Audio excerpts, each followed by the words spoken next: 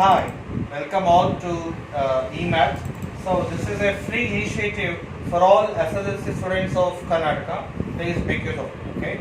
So today I am going to discuss about the chapter 9, which is called polynomials. Okay.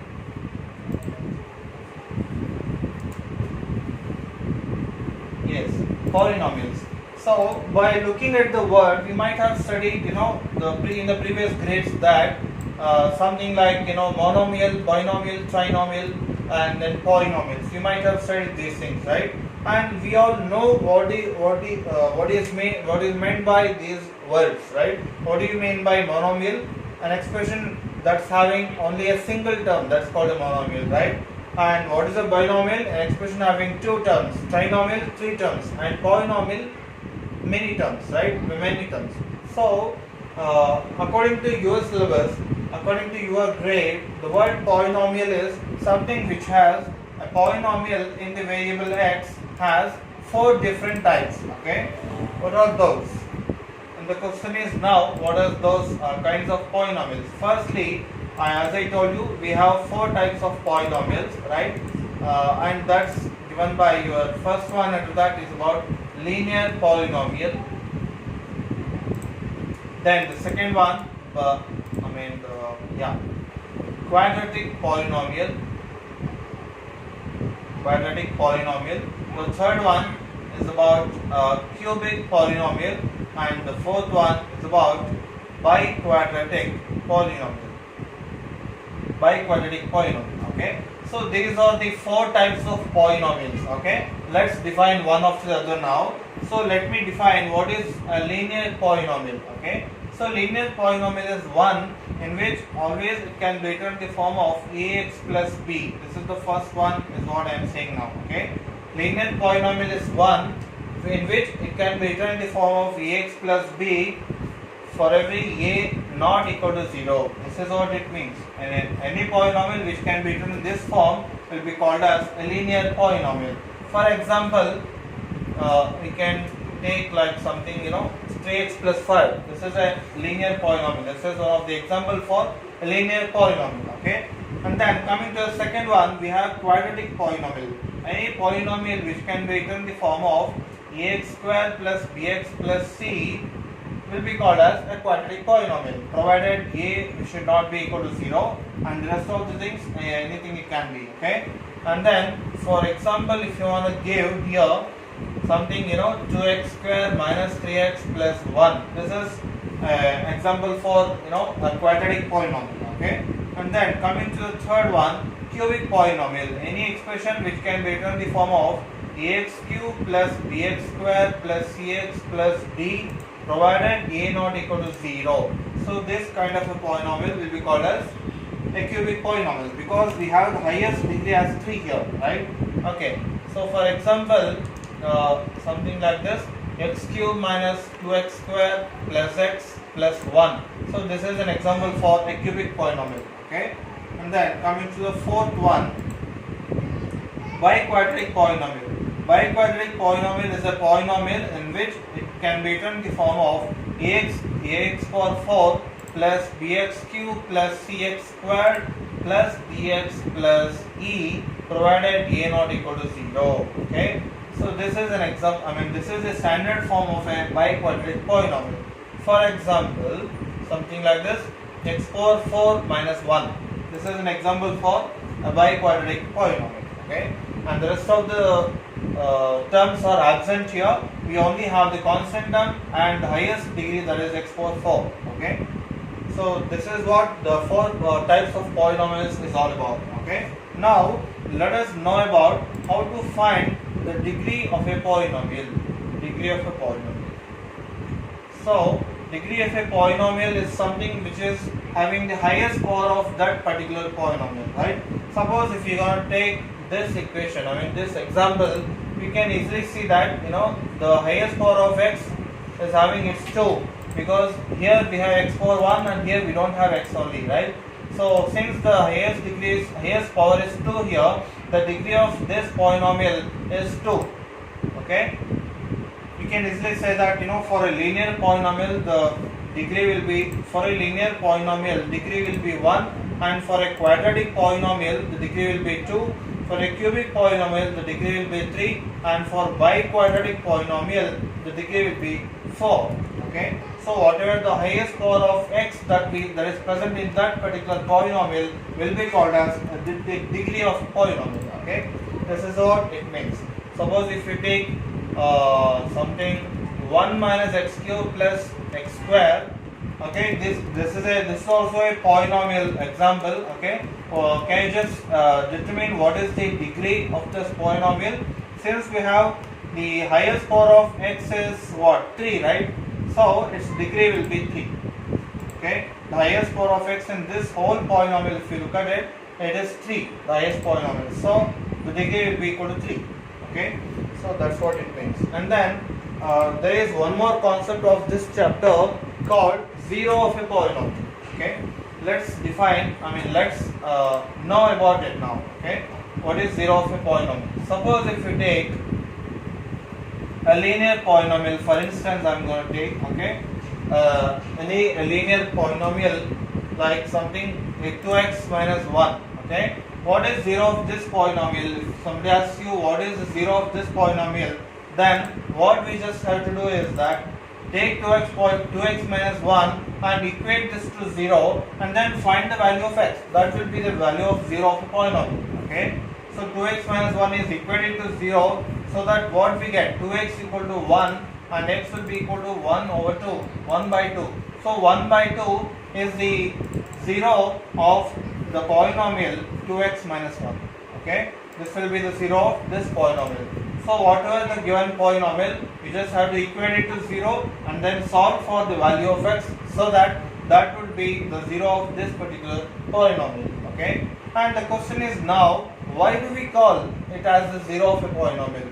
See, if you take this polynomial, if you substitute the value of x as 1 by 2 here, we will again get 0. Let's see that 2 times of x is nothing but 1 by 2 minus 1, right? 2 can be cancelled, and what is 1 minus 1? It's 0. So if you're going to substitute this value of 0 of a polynomial in this particular polynomial, we are getting 0. That's the reason we call it as the 0 of the polynomial. 0 of the polynomial. Okay, 0 is just the value of that particular polynomial whenever it is equated to 0. That's it. Okay, right. So the next topic of this chapter would be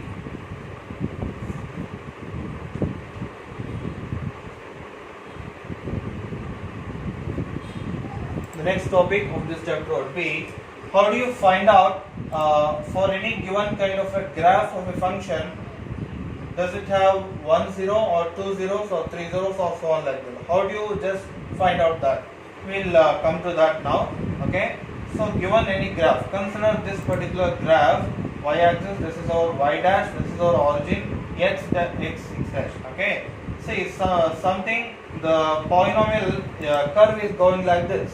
So simply for just an example I'm going to take. Okay, you just have to see at how many points does this particular curve is going to touch, either for y-axis or for x-axis. Okay, see, it is going to touch at this particular point. Okay, 1, this is the first point, and then it is again touching at this particular point. So 2, and then again it is touching at this particular point. So 3. So the number of zeros for this particular curve will be having 3. Okay, 3 is the number of zeros now. 3 is the number of zeros that this particular curve is having. Okay, and in the same way 3 here. Okay, if you consider one more graph, say something like this. Okay, this is our x dash, this is y axis, this is our y dash axis, this is our origin. Yes, can you tell me how many number of zeros are there in this particular curve? We have 2. We have exactly 2, right? Because at this particular point it is touching y axis, and again at this particular point it is touching x axis. Since it is touching 2 points here, the number of zeros will be equal to 2. That's it. So this is how we find the number of zeros for a given particular graph of a function. Okay, right. And the next topic that I would like to say is about the relationship between the coefficients of a polynomial and the zeros of that particular polynomial. Okay. For example, we also have the formula for this equation. I mean this polynomial, right? Sum of the zeros, and I mean this is only for a quadratic polynomial that we are talking about. Okay, this is only for a quadratic polynomial, right? So for any quadratic polynomial, we also know that the for a quadratic polynomial, the general form will be ax square plus bx plus c, right? This will be the general form of a quadratic polynomial. So the sum of the zeros will be equal to negative of b by a, and similarly the product of the zeros will be equal to c by a. This is the thing, okay? Negative of this number by this number, that is minus b by a, is the sum of the zeros, and similarly for the product of the zeros we have c by a. Okay. So these are the formulas that we have in this topic, the sum of the zeros and product of the zeros. This is about the relationship between coefficients of the sum and product of the zeros. Okay. We just have to verify it now by taking an example now. Okay, let me try to go into it in detail by taking an example. Okay, yes. So consider any quadratic polynomial. Let me write like this. Okay, so 2x square minus 5x plus 2. Okay, let this be a quadratic polynomial. Then what we do here is, we need to verify the relationship between the coefficients of the polynomial and the sum and product of the zeros of this particular polynomial. Okay, what we do is, firstly we write the polynomial and equate this to 0. Okay, that is our first step. And then what kind of a polynomial is it? It's a quadratic polynomial, right? So what we do here is, we solve this in our usual factorization method, right? So what is the method? We just have to multiply first and last terms. So 2x square multiplied by plus 2 will be our 4x square, and now we are going to factorize this 4x square, so that the product of those two numbers will be 4x square, and the sum of those two numbers will be exactly minus 5x, and that's our middle term, right? So how do you do that?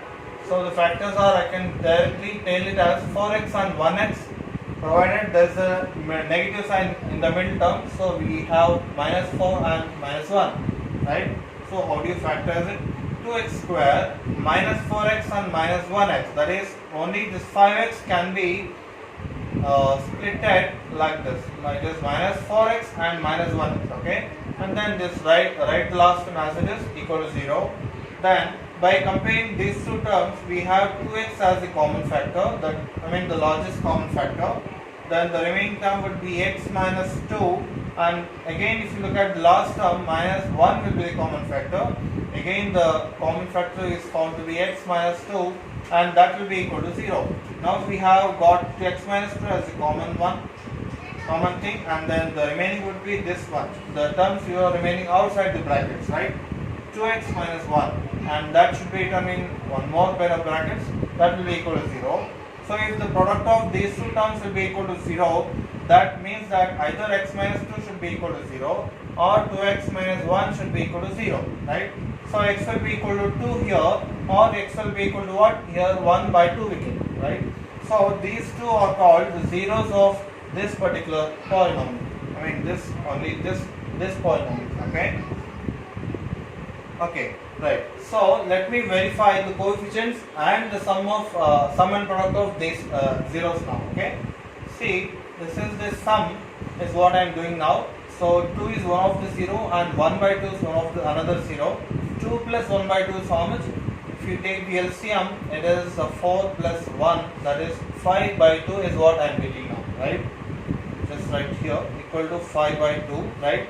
And similarly, what will be the product? Product will be 2 into 1 by 2. 2 can be cancelled directly and we get 1 here, right? This is about the sum and product of the zeros. Now we will take the coefficient formula, right?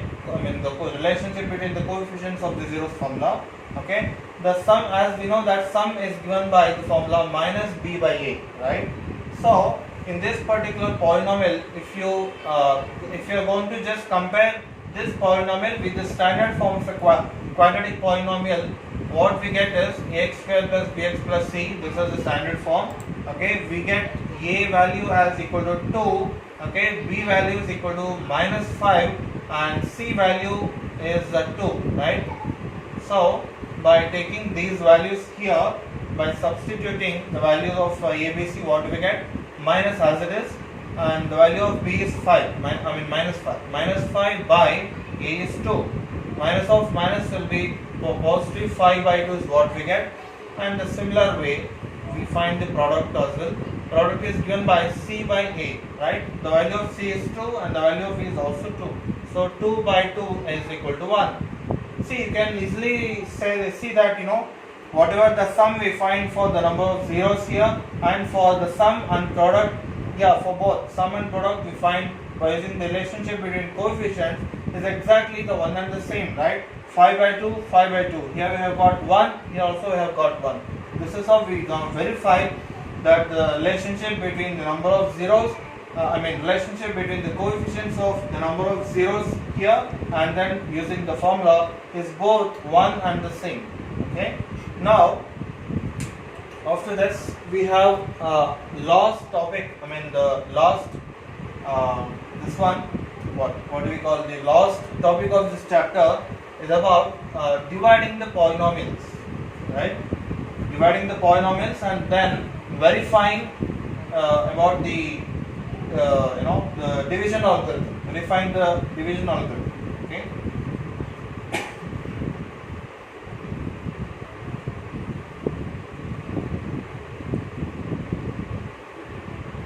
Yes. So dividing one polynomial by the other. Let me take this kind of polynomial, x square minus 5x plus 6. Let me take simpler one so that will be easier to understand for you. Okay.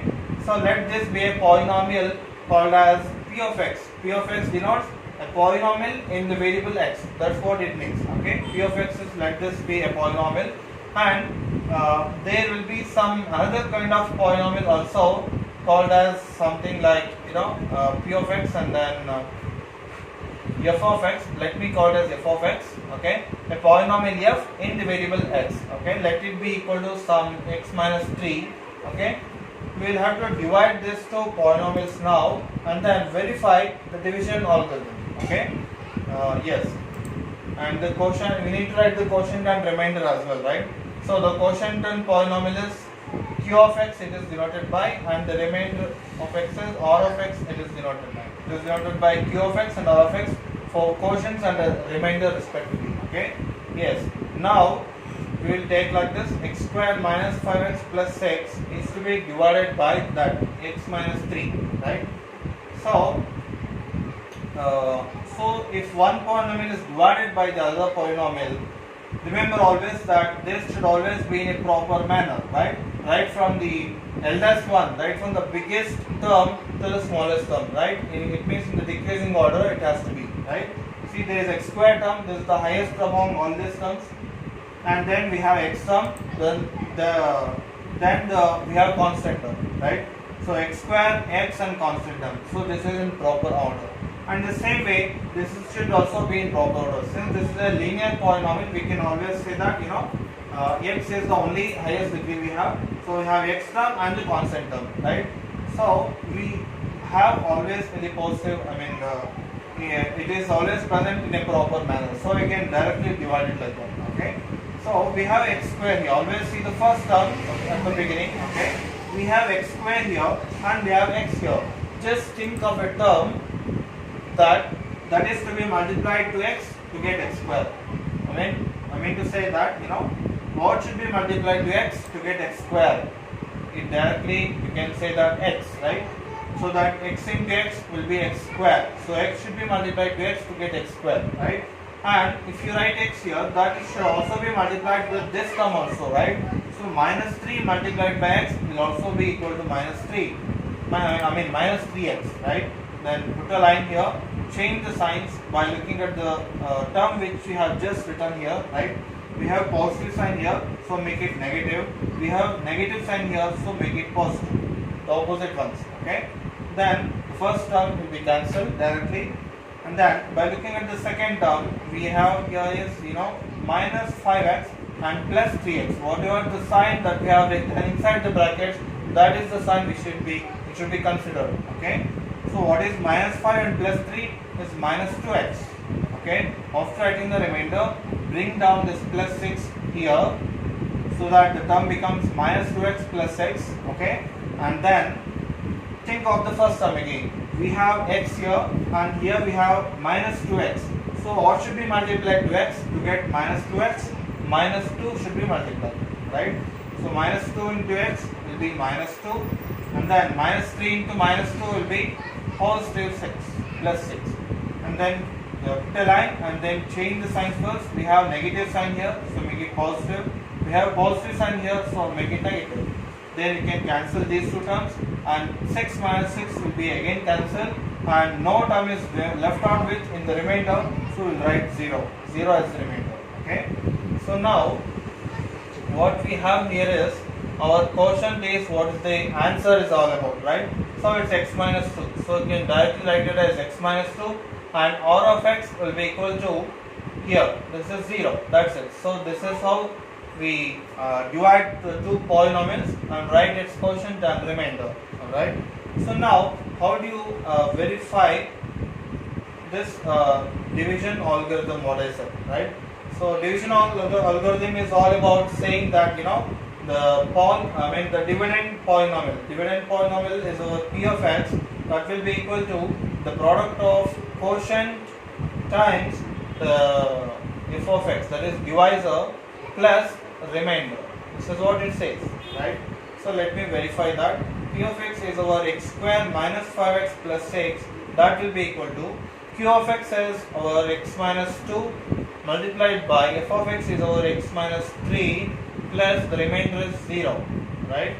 So x square minus 5x plus 6, that will be equal to, by multiplying these two, what do we get? It is called term wise multiplication, right? So multiplying x with the whole term and then again multiplying minus 2 with the whole term again, right? So x into x square, x into minus 3 will be minus 3x, and minus 2 into x will be minus 2x, and minus 2 into minus 3 will be plus x, and then 0 is left out. Okay. Now the next step, x square minus 5x plus 6 will be equal to x square, and these are the like terms here, so we can directly add it, right? So minus 3x minus 2x is about minus 5x plus 6. So this is how we verify, right? See, these are equal to each other, so it's verified. Division algorithm is all about saying that dividend will be equal to the product of quotient into divisor plus the remainder. Okay, so these are the main topics that we are going to we have discussed so far, right? So I think this is the end of the session for today, and we will see next time for the next chapter called quadratic equations. Okay, yeah. So please do like my share and subscribe my videos on my channel. Thank you very much.